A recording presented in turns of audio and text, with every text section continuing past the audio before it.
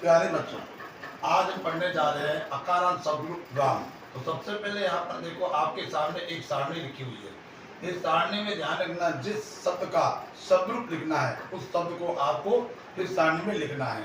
तो चलते हैं अकारांत शब्द की ओर। तो यहाँ पर राम को हम 9 बार लगेंगे। 1 2 3 4 5 6 7 8 और 9 बार। 9 बार लिखने के बाद ध्यान रखना, इस प्रथमा विभक्ति के एक वचन में आप लगा रखो विसर्ग। क्या लगाओगे? विसर्ग। उसके बाद प्रथमा विभक्ति के द्विवचन में आपको जोड़ना है औ की मात्रा। किसकी मात्रा जोड़नी है? औ की। उसके बाद ध्यान रखना, इसमें ध्यान रखना आपको आ की मात्रा लगानी है और उसके पीछे लगाना है आपको विसर्ग। यहाँ पर ध्यान रखना, द्वितीय विभक्ति के एक वचन में ध्यान रखना, किसी भी शब्द रूप का आप लिख रहे हो, शब्द रूप लिख रहे हो, तो ध्यान रखना द्वितीय विभक्ति के एक वचन में म हलंत करके जोड़ा जाता है। तो बना यहाँ पर रामम, यहाँ पर वो वापस आएगा रामऊ।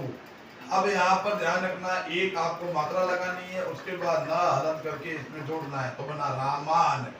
यहाँ तृतीय विभक्ति के एक वचन में एक ही मात्रा लगानी है। अब यहाँ पर प्यारे बच्चों ध्यान रखना कि जब किसी शब्द में र आता है, चाहे र मात्रा के रूप में हो, चाहे र स्वतंत्र के रूप में हो, तो ध्यान रखना तृतीय विभक्ति के एक वचन और षष्ठी विभक्ति के बहुवचन में न लगता है। बाकी सभी शब्द में ध्यान रखना, जिसमें अगर र नहीं हो तो ध्यान रखना वहां पर न लगेगा।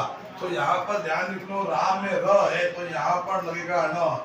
तो आपके शब्द बना रामेण। क्या बना प्यारे बच्चों? रामेण। फिर लगाएंगे यहाँ पर आ की मात्रा और पीछे जोड़ेंगे व्याम। क्या जोड़ेंगे प्यारे बच्चों? व्याम।